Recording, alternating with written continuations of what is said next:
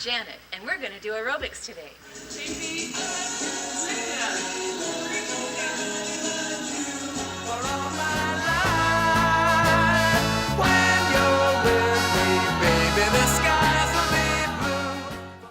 I was born in Grants Pass, grew up in a small town, and my dad worked for the state forestry, and we just had a really very lovely childhood growing up there, and then we moved to the Salem area. So it was a really big culture change for me. But I decided I was going to try out for cheerleading, and so I did, and I actually won. We met in high school at McNary. I had grown up in this area. Janet had moved in spring of our junior year. Because I was a cheerleader, cheerleaders had a seat on the student council. So I walked in the first day to student council and I said, are we going to use parliamentary procedure in this meeting? I'm a big believer in parliamentary procedure. And so Mr. Broderson, who was the counselor, said, would you like to be on the Parliamentary Procedure Committee? And I'm like, yes, I would love to be in the Parliamentary Procedure Committee. And Dee was on the committee too, and so that's really where we met. I applied to Willamette University in their music program as a vocal performance major. And then it just struck me that I didn't want to spend my life doing that particular thing. And I was taking political science, and I loved my professor there, and I really loved the topic. So I changed my major in my freshman year from music to political science. And after I taught that one semester, I decided I needed to figure out whether or not we were still meant for each other. So I applied to BYU and their master's program. The only thing that I could test out in was political science because that had been my major. So I took that test and passed it and got into their master's program, and then spent 2 years there getting my master's, and we both finished up about the same time and got married. Some people might wonder what it's like to have Commissioner Carlson as my mom.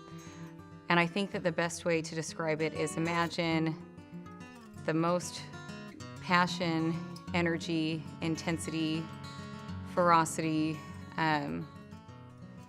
dedication that you've seen from her on any topic, multiply it by 100, and turn that all into love. And you know what it's like to grow up with her as my mom. What was it like growing up with my parents? Well, first of all, with a mom who's a politician and a dad who's a lawyer, you have to learn how to argue in that family. One thing that really helped me that they did is whenever I had an interest, they would get 100% behind me and push me to be the very best I could be at that thing. And that's something I've taken with me and has really benefited me throughout my life. So her campaign slogan was energy, experience, and results, and that was her mother. That was her as a mother too. She had all this energy. Between work and her community service and taking care of kids and church, she was always busy, and she would get up early and go to work, and we didn't see her a lot until 7, 8, or 9 o'clock at night. But she always find time if you needed her to be there. Even to this day, I'm 32, but she still calls me her baby boy, and no matter how busy she is, she always puts her family first and gets that taken care of. So I substitute taught at Beaverton High School, and within a few weeks they asked me if I was interested in taking full-time classes. And then after that, I started applying for teaching jobs part-time, and Evergreen Junior High School opened up out in Hillsboro. Not only teaching French, but I was a student activities director and also the cheerleading advisor. But then my husband, he applied for a job down in Salem with the Oregon Department of Justice and became a senior assistant attorney general. So that brought us down to Salem. So arrived in Salem, taught for that year, and then they hired someone to be a full-time French and Spanish teacher, and I didn't get the job. I was devastated. So I decided that I would do what all good people do in Salem. I would go work for state government. When she started working for the state, she was a budget analyst and quickly picked up a lot of the intricacies of state budgeting and finance. Became a budget director at the Commission on Children and Families, and then after getting her doctorate and running for elective office, saw some of that on the state level at the legislature.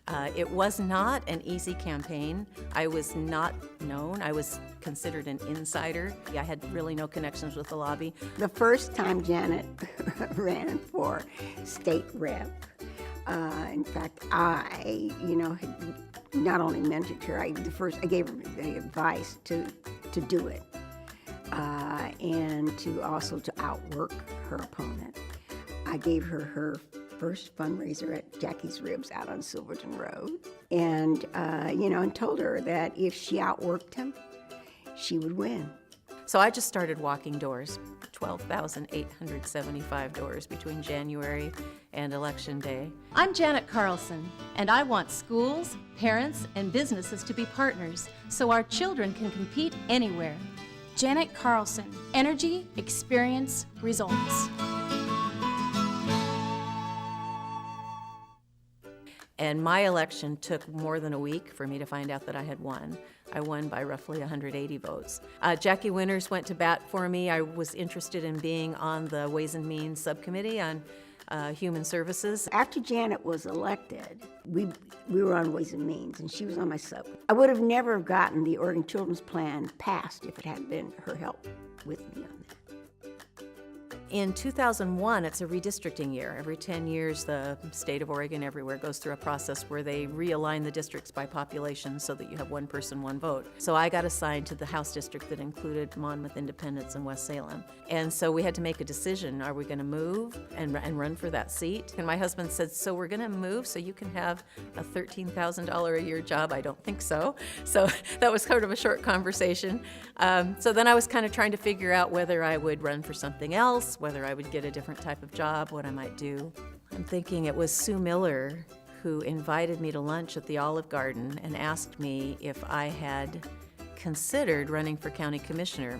And I said I hadn't thought about it. And she said, you really ought to think about it. You know, you're such an advocate for children and families. Janet Carlson, legislator, teacher, mom. Janet Carlson understands our challenges. She's worked in our public schools. She's made tough choices at the legislature. She'll partner with us to shape communities that are safe and affordable. She'll partner with us to give hope and opportunity to our children. She'll partner with us to find the right balance so growth does not jeopardize our air and water quality. Janet Carlson for Marion County Commissioner. Janet Carlson, energy, experience, results. I, Janet Carlson, Do solemnly swear do solemnly swear. And so I won a four-way race. And then I started being a county commissioner in 2003. Hi, I'm Janet Carlson, Marion County Commissioner, and you are at the Marion County Fair. We've got a good thing growing. Well, Janet recognized the Marion County Fair was kind of struggling and really dove in to see what she could do to make it better. First thing she does is she looks at all the financials. She has a great ability to take a quick look and see what's going on financially. The way I got involved with the Marion County Fair was pretty interesting. They had just had a disastrous fair. It had rained all the days of the fair. They had made very little money. So they came to the board asking for a CPA to fill a vacant slot that they had on the fair board. And I remember thinking to myself, CPA is not going to help because government financial structures are so different than just being in an accounting firm and running a private organization. And Mike Ryan, bless his heart, he always had this mantra, no surprises. All year he was saying, you know, he wants to know things in advance. He doesn't want to come to a meeting and be surprised. So I'm sitting kind of behind him and he's looking at the fair board, and I remember vividly him saying, well, I think Janet ought to be on the fair board as treasurer. What happened to no surprises, Mike? You know, that was a big surprise for me. But it turned out to be a really good thing. It was Kelly Walther, myself, and Shannon Goebbels that were left on the fair board. Well, when Janet came on board in 2002 as liaison from the commissioner's office, I was just so pleased to find out she was just as horrified as I was about some of the lack of business protocols. And so we went to work, and Janet had known what she was doing, and she knew about process and procedure through her experience with the state. And we went to work, and guess what happens when a board is faced with process and procedures when they haven't been? They all quit. And so we immediately entered a graduate level course in how to operate a state-directed organization without a quorum. And so Janet maneuvered us through that. Welcome to the Marion County Fair. And we had just a whole lot of activities. We had a teen day, we had a senior day, we had a family day. We had La Pantera, we had a Latino area of the fair that we were promoting that as well. And our attendance was up 46%. And the fair has just gotten bigger and better every single year since then. The Marion County Reentry Initiative actually started about the time that there was a bill passed in the legislature to promote evidence-based practices in correction services. At the time, Marion County was using more than its share of prison space in the state. We tried to meet that need by providing employment counseling, housing counseling, education, behavior modification, all the things that were necessary to be a part of reducing the recidivism of formerly incarcerated people. We didn't have people coming out of prison with IDs, driver's license or IDs, and we passed that bill to get DMV and DOC to work together. Well, it took I think 4 or 5 years before they finally had an agreement. But now I believe it's probably 80% of the people that are coming out, they at least have a social security card and a birth certificate. So we're getting people the things they need to come out and go get a job and go get housing, etc., or get that ID card they need. Janet's behind it all. Commissioner Carlson has been a huge champion, because when we reduce the recidivism, we also make our streets and our neighborhoods and everything freer of crime. If we didn't have Janet kind of at the beginning of the reentry initiative, I don't think it would be functioning to the level that it is today. By the leadership of Janet Carlson, we started the reentry initiative by changing, I think, the education piece of how people conceived what was going on with reentry people. I mean, there's nothing better than having a transformation of life and a return on investment on saving costs. And it just made common sense to have 95% of people that come out of jail will not go back. Commissioner Carlson's impact on the reentry initiative has been amazing. It's really been a blessing working with her. She gets stuff done, and she's so passionate. These kinds of programs promote public safety. They save millions of dollars of tax dollars, and I think they strengthen the fabric of our community. So I will always be grateful to her leadership, her commitment to strengthening our community in that way. You know, I have really grown as a person by being a Marion County Commissioner. I've served at the state level in the Association of Oregon Counties, and I've served at the national level, National Association of Counties. I've done a lot of work that way, but I think the thing that has been the most beneficial to me is working with the people in Marion County. The employees, the people in the board office, they have been so supportive of me. It was a real culture shock when I came to Marion County. People will tell you that. In fact, when I tell people when they see me in meetings and they're like, wow, you really talk fast and you're really a hard driver. And I say, oh, I'm really mellow now compared to the way that I was when I came here 16 years ago. And they're like, oh my gosh, what was she like then? But, I've had to adapt and change a lot to work with people. I've had to gain a lot of patience to recognize that just because I want something, you need to get everybody on the same page, and sometimes that takes a year and sometimes it takes 7 years, and you just have to realize that things have their time and place. I've always had a strong drive to make the world a better place. I just felt like it was really my responsibility in this world that things that I got involved with I needed to make better. And so that has been a real gift that's been given to me, is the relationships that I've developed and the things that I've been taught by the people that I've worked with.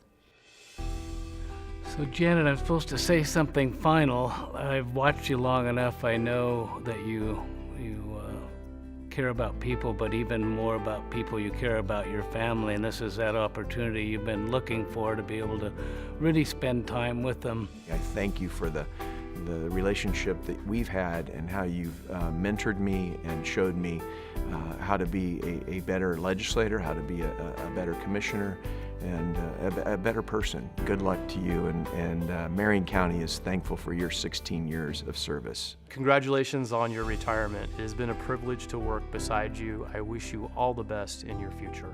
Janet is my friend, and I'll miss. Yeah, I guess she's going to Idaho, but I'm hoping she comes back and spend some time with us.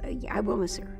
Janet, I'm going to miss your passion, and I'm going to miss you being a great sounding board for all the crazy ideas on making our community better. I've got this little grandson. His name is Brock. He's 10 years old. I have a real special relationship with him. This is a tender topic for us. When we were there for the birth of our daughter's son, and we received the diagnosis that he had mosaic Down syndrome, and eventually came to realize that he also was autistic. But from day one, Janet committed to Erica that she wasn't alone, that this was going to be a team thing, that she was going to be there with her through thick and thin. And when he was born, I went into shock, but she was there, and she just gave me this pep talk. When he was down in the NICU, and my husband was down helping with him down there, and she was like, you can do this, and I will be there with you 100% of the way. And she is truly his best friend. It was like when he was born, her purpose in life was fulfilled. She's been my champion, and she's his champion, and she's my other son's champion. Since Brock was born, my daughter decided that there was a little boy in China that was hers. And she went over to China and she found him. His pet name is Xiaoma. His American name is Liam. And he has spina bifida. So now she has 2 little boys that she's caring for, both with very significant special needs. And both of those little boys need a Grammy to help them out. I committed to my daughter when Brock was born that I would be there for her and I would help her through that journey. So I'm headed to Boise to be part of that family.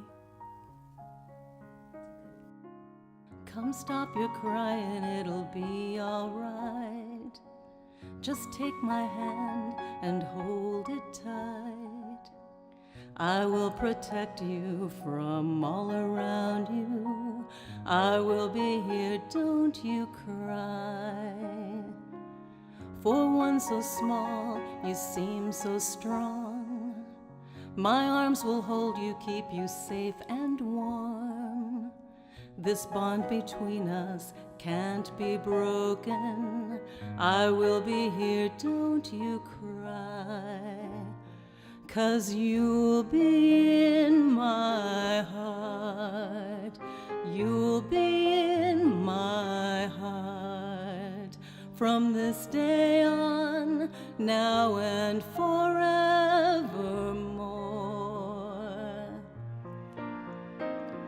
You'll be in my heart, no matter what they say. You'll be here in my heart, always.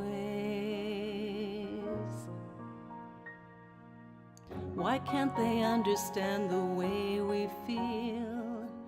They just don't trust what they can't explain.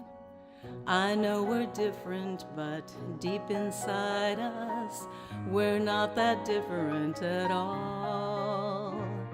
And you'll be in my heart. You'll be in my heart. From this day on, now and forevermore.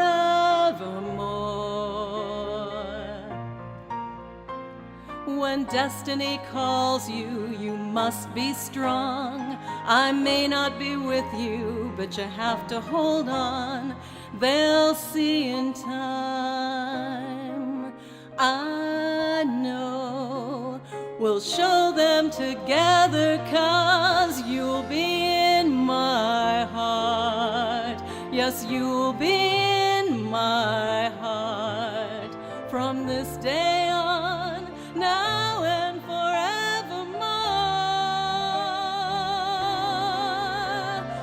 You'll be in my heart, no matter what they say. You'll be here in my heart, always, always. I'll be with you. I'll be there for you always, always and always. Just look over your shoulder. Just look over your shoulder. Just look over your shoulder, 'cause I'll be there all